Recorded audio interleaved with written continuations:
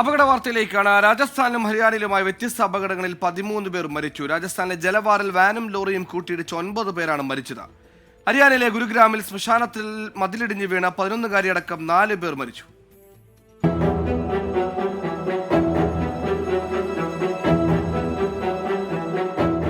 ഗുരുഗ്രാമിലെ അർജുൻ നഗറിൽ ശ്മശാനത്തിന്റെ കൂറ്റൻ മതിലിടിഞ്ഞു വീണുണ്ടായ അപകടത്തിലാണ് 4 പേർ മരിച്ചത്.